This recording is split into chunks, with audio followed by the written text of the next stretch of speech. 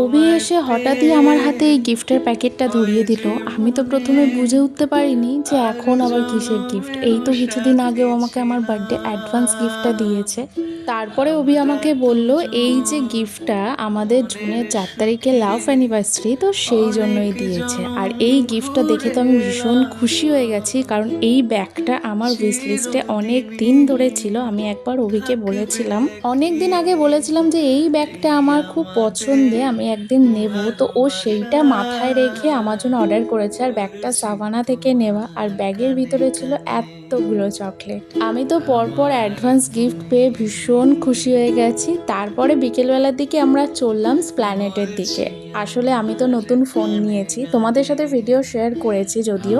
সেই ফোনটারই back cover, screen guard আরও যা যা লাগবে সেইগুলো কেনার জন্যই আসলে বেরিয়েছি। তো এখন তো যাচ্ছি, আর বেরিয়েই আমাদের খাওয়া শুরু হয়ে গেল। প্রথমে আমরা খেলাম মালাই কুলফি, তবে খেতে মোটামুটি ছিল, খুব একটা ভালো ছিল না, আগের মতন সেই টেস্টটা পাওয়া যায় না। আর এই যে আমরা চলে এসেছি স্প্ল্যানেটে। আর আজকে তোমরা যে এই ব্লগটা দেখছো এটা কিন্তু আমার নতুন ফোনে শ্যুট করা, তো কিছু ডিফারেন্স বুঝতে পারছো কিনা অবশ্যই জানিও। তারপরে খেলাম আমার খুব পছন্দের ডাল বড়া। আর এই দেখো স্প্ল্যানেট থেকে ঘুরতে ঘুরতে চলে এসেছি পার্ক স্ট্রিট মেট্রো। প্ল্যানেট থেকে পার্ক স্ট্রিট মেট্রো পর্যন্ত আসতে যে কটা ফোনের দোকান পড়েছে সব জায়গায় জিজ্ঞাসা করেছি, বাট কোনো দোকানে আমার ফোনের কভার, স্ক্রিন গার্ড আরও যা যা লাগে সেগুলো এখনও আসেনি। যেহেতু ফোনটা নিউ লঞ্চ, এখনও সব আসতে 1 মাস সময় লাগবে। তারপরে তো আমরা গড়িয়াহাটেও এসেছিলাম, সেখানেও ফোনের কিছু পাইনি। তারপর তো আমরা এতগুলো খাওয়া দাওয়া করেছি। বাড়িতে এসে দেখি মা বানিয়েছিল মোচার চপ, সেটাও খেলাম।